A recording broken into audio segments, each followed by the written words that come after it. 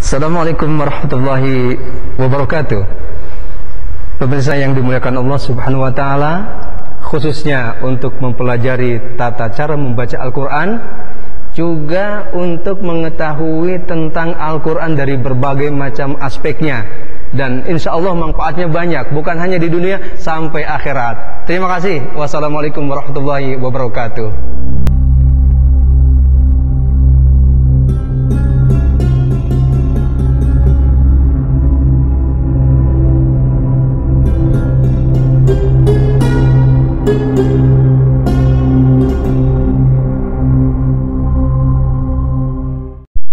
Assalamualaikum warahmatullahi wabarakatuh. Innal hamdalillah wassalatu wassalamu ala Rasulillah Muhammad ibn Abdillah wa ala alihi washabihi wa mawalah. La haula wala quwata illa billah, amma ba'du. Para pemirsa yang dimuliakan Allah Subhanahu wa taala, Alhamdulillah Rabbil Alamin, pada kesempatan kali ini kita dapat berjumpa kembali dalam rangka mempelajari kitab suci Al-Quran dengan menggunakan metode As-Surasmaniyah, sebuah metode hasil riset yang cukup lama yang insya Allah mampu mengantarkan para pemirsa agar mampu membaca Al-Quran secara baik dan benar. Di mana sebelumnya kita telah membahas pokok-pokok bahasan di dalam ilmu tajwid yang merupakan kunci agar kita mampu membaca Al-Quran secara baik dan benar, yaitu 11 materi utama, 6 materi yang dibaca dengung, 5 materi yang dibaca panjang. Maka pada kesempatan kali ini kita mencoba untuk mempraktekkan teori dengan praktek membaca Al-Quran. Kita coba bahas satu persatu hukum-hukum terkait dengan ilmu tajwid. Oleh sebab itu, pemirsa bisa membuka mushaf Al-Quran. Kita akan mempraktekkan pada surah Al-Fatihah. Kita baca ayat demi ayatnya, kemudian kita ulas dari sisi ilmu tajwidnya yang pernah kita pelajari, kita praktekkan satu persatu sehingga memberikan wawasan kepada kita agar mampu membaca Al-Quran secara baik dan benar. Bacaan kitanya bagus, kemudian sedikit banyak ilmu tajwidnya sudah kita terapkan di sini, di kepala kita, di pikiran kita. Oh, ini hukumnya seperti ini, sehingga akan membantu di dalam memahami kitab suci Al-Quran untuk langkah berikutnya. Karena pada prinsip dasarnya kita ketahui bahwa di dalam membaca Al-Quran itu harus ada prinsip 2MTH. 2MTH, 2M-nya mulut membaca, mata kita melihat, kemudian telinga kita mendengarkan bacaan, dan hati kita menyimak isi kandungan pesan-pesan Al-Quran. Nah, sebelum tentunya kita mampu menyimak, maka paling tidak kita bisa ketika membaca Al-Quran sekaligus tajwidnya ada di pikiran kita, ada di benak kita.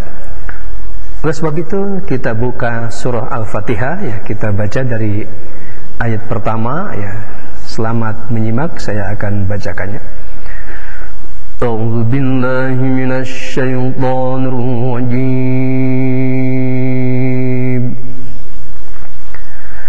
Bismillahirrahmanirrahim. Alhamdulillahi rabbil alamin. Ar-Rahmanir-Rahim.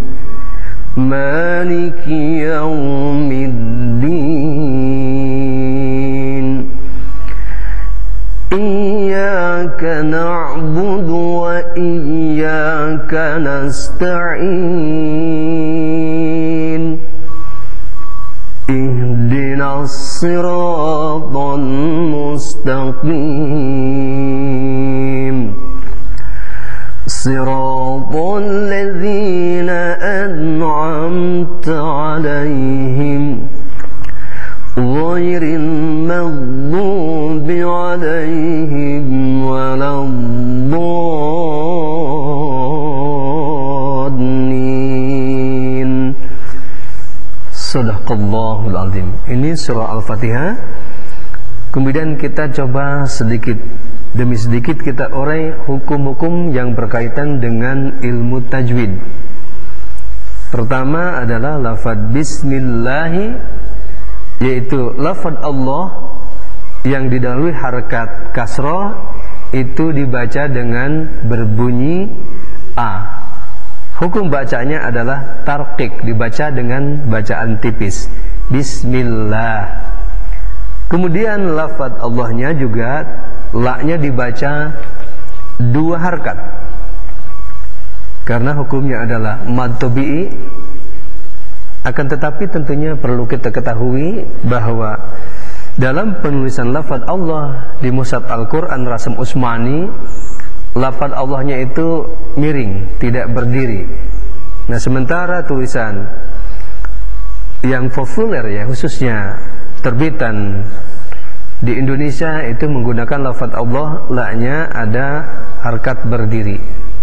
Nah, ini tentunya perbedaan ini harus kita pahami, kita ketahui di dalam sebuah literatur bahwa lafaz Allah pada mushaf Rasm Utsmani yaitu mengikuti pendapat ulama muttaqaddimin, yaitu generasi dari Rasulullah sekitar 500 tahun. Kemudian yang lafaz Allahnya ditulis dengan berdiri mengikuti pendapat ulama mutakhirin 500 tahun sampai kepada kita ini.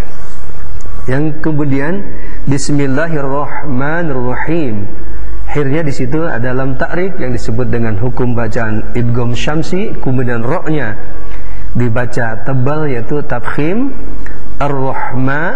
Ar-Rahmani maknya itu termasuk bacaan mad tabi'i, yaitu dibaca 2 rakaat.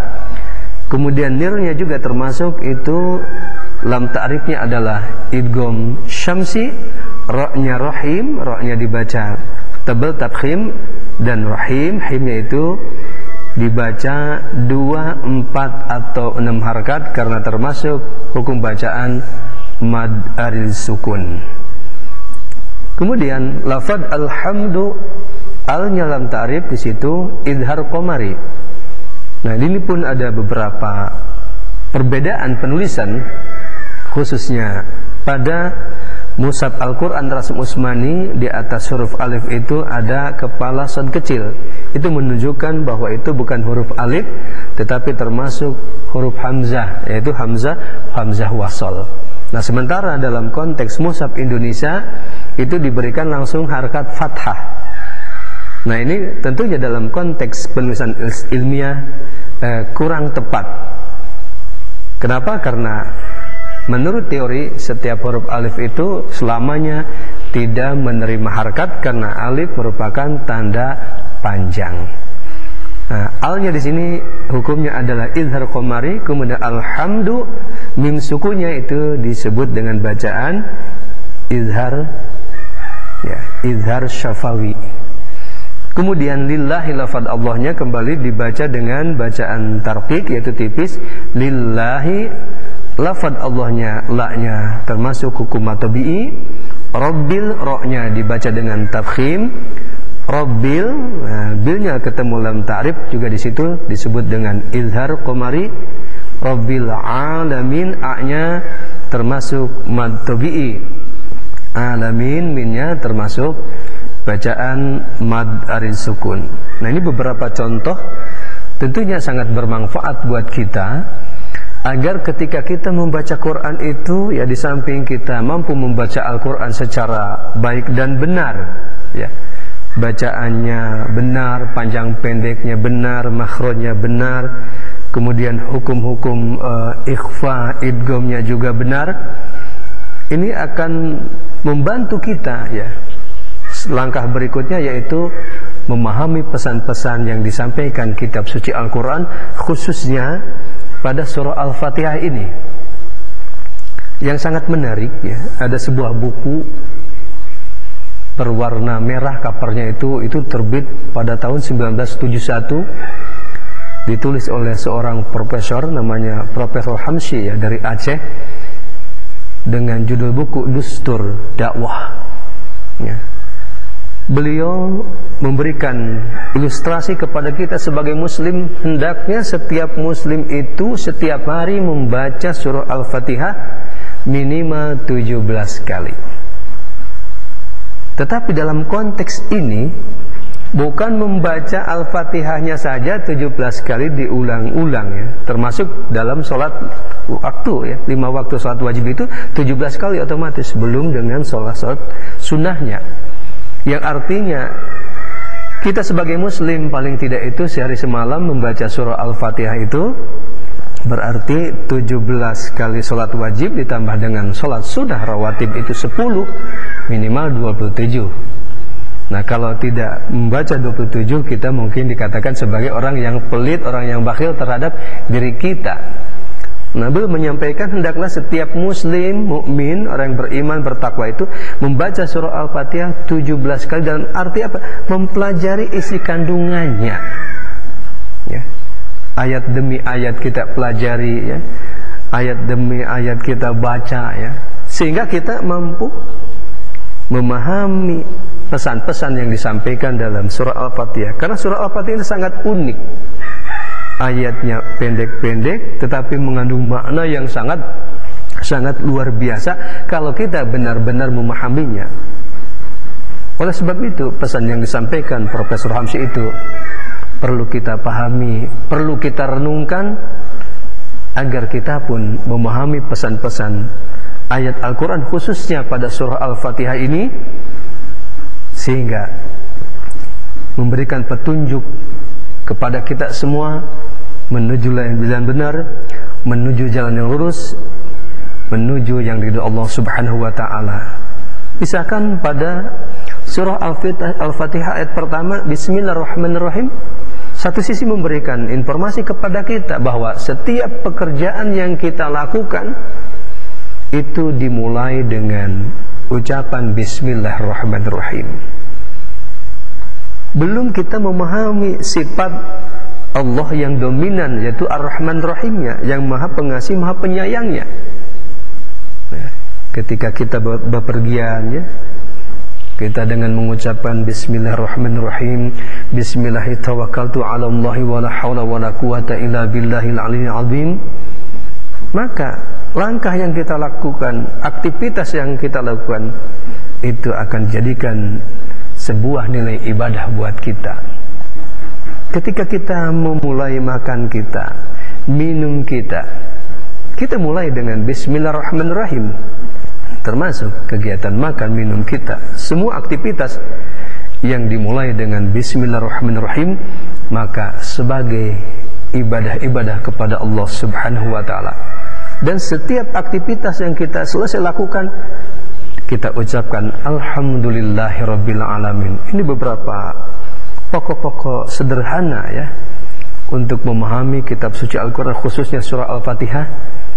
Kita bacakan secara baik dan benar, kemudian kita juga pahami ya secara baik dan benar, kemudian dilanjutkan dengan Ar-Rahman Rahim ya, diulang 2 kali lagi, yaitu Allah Maha Pengasih Maha Penyayang.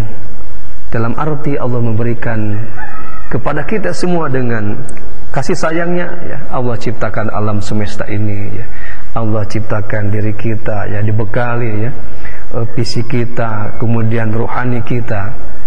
Itu tentunya sangat merupakan pemberian anugerah yang Allah berikan kepada kita, yang harus kita syukuri ya, yang harus kita manfaatkan dengan sebaik-baiknya. Kemudian dilanjutkan dengan Maliki Yaumiddin, itu memberikan gambaran bahwa dengan rahmat Allah yang luas ini, yang banyak ini, yang diberikan kepada kita sebagai umat muslim khususnya, tentunya kita pun suatu saat akan berhadapan dengan pengadilan Yaumil Qiyamah, Yaumiddin, hari pembalasan, Ini pun memberikan gambaran kehidupan kita, agar di dalam menempuh kehidupan kita sehari-hari kita isi dengan nilai-nilai kebajikan. Kemudian kita jauhkan diri kita daripada perbuatan-perbuatan yang tidak baik.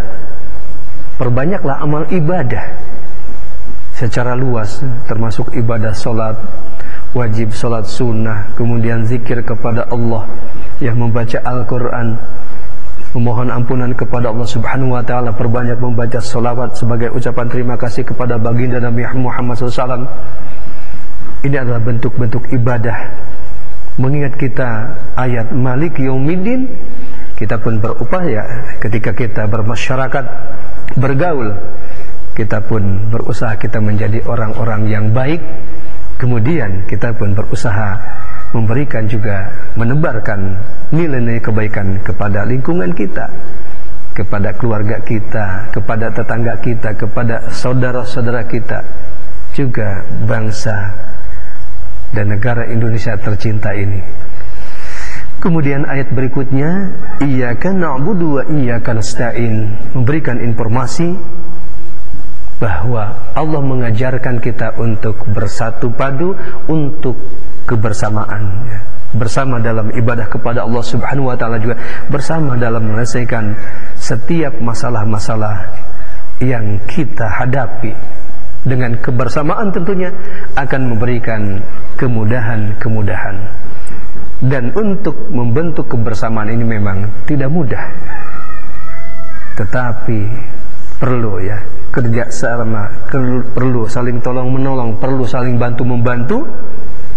Khususnya setiap selesai sholat 5 waktu kita berjamaah, misalkan setelah berjamaah kemudian berzikir, berdoa, sejenak kita berkumpul, kita pecahkan setiap masalah yang dihadapi umat Islam misalkan saat ini. Karena kita yakin setiap perkumpulan di antara kita ada yang mempunyai kelebihan, juga ada yang mempunyai kekurangan.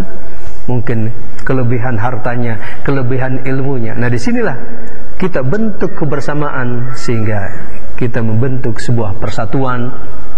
Apapun masalah yang dihadapi oleh umat Islam khususnya, tentunya akan diberikan kemudahan dalam penyelesaiannya. Kemudian pada ayat berikutnya, ihdinas siratal mustaqim, kita memohon petunjuk kepada Allah Subhanahu wa ta'ala, yaitu dalam literatur zidna hidayah, minta tambahan petunjuk dalam arti hidup kita itu betul-betul mendapat bimbingan Allah Subhanahu wa ta'ala. Dalam suatu ilustrasi, ketika seseorang akan bepergian menuju suatu tempat, misalkan ke Surabaya, tentunya perlu petunjuk, perlu bekal dan perlu biaya yang kita siapkan. Dan ada yang berangkat ke Surabaya itu, ada yang mengantarnya langsung, ada yang berangkat ke Surabaya itu hanya diberikan peta petunjuk. Nah, ihdinas siratal mustaqim ini yaitu seperti kita itu mau berangkat ke Surabaya, itu diantarkan langsung ke Surabaya. Dalam arti ketika kita betul-betul berpegang hidup kepada kitab suci Al-Quran, maka ketika kita menuju ridho Allah, menuju surganya Allah, menuju kesuksesan di dunia dan kelak di akhirat, betul-betul diantarkan oleh Allah Subhanahu wa ta'ala melalui bimbingan kitab suci Al-Quran. Sehingga dijelaskan pula pada ayat terakhir itu adalah orang-orang yang telah diberi nikmat, yaitu golongan para nabi dan rasul, kemudian sidikin, syuhada, solehin. Nah, kita tentunya melalui kajian sederhana ini, dengan uraian ilmu tajwid sedikit, kemudian pemaparan ini memberikan petunjuk kepada kita bahwa kita pun harus merapat keempat golongan tadi, yaitu para nabi dan rasul, sidikin, syuhada, solehin. Sehingga kita pun dalam menempuh hidup yang singkat ini betul-betul mempunyai makna, mempunyai yang bekal yang cukup ketika kita menghadapi masa yang panjang, yaitu alam akhirat. Untuk menempuh alam akhirat yang panjang ini, kita upayakan dalam menempuh kehidupan di dunia ini agar kita terus membenahi diri kita, mempersiapkan amal-amal ibadah kita, khususnya dalam pemahaman terhadap kitab suci Al-Quran. Oleh sebab itu, untuk lebih dalamnya lagi, tentunya disarankan kepada para pemirsa untuk membaca surah Al-Fatihah ini, kemudian baca terjemahnya, dan digali dengan berbagai macam kitab tafsirnya, ya, untuk mendalami agar betul-betul kita memahami surah Al-Fatihah ini, sehingga dalam menempuh kehidupan yang sebentar ini, yang sementara betul-betul kita memahami apa yang harus kita lakukan, ya, termasuk ketika memulai setiap pekerjaan kita mengucapkan dengan Bismillahirrahmanirrahim, dan setiap pekerjaan yang telah kita lakukan kita pun ucapkan Alhamdulillahirabbil alamin sebagai bersyukur kepada Allah Subhanahu wa taala. Mudah-mudahan kita semua diberikan kemudahan, khususnya dalam praktek membaca Al-Quran. Kita pastikan agar kita mampu membaca Al-Quran secara baik dan benar. Kemudian juga Al-Quran yang kita baca sedikit demi sedikit kita pahami dari sisi ilmu tajwidnya, agar kita tidak salah dalam membaca Al-Quran. Karena dengan ilmu tajwid ini ada aturan, oh ini harus dibaca 2 harkat, ini harus dibaca 4 harkat, ini harus dibaca 6 harkat, ini harus dibaca tebal, ini harus dibaca tipis. Nah, itu semua harus memahami ilmu tajwid, khususnya yang ada pada metode As-Surasmaniyah. Mudah-mudahan kita semua diberikan kemudahan oleh Allah Subhanahu wa taala dalam mempelajari kitab suci Al-Quran, mempelajari kandungannya. Kemudian juga kita berusaha memohon kepada Allah agar diberikan kemudahan dalam melaksanakan pesan-pesan Al-Quran, sehingga kehidupan kita betul-betul terarah menuju ridha Allah Subhanahu wa taala. Mudah-mudahan bermanfaat, khususnya bagi pribadi saya dan umumnya bagi permisa. Assalamualaikum warahmatullahi wabarakatuh.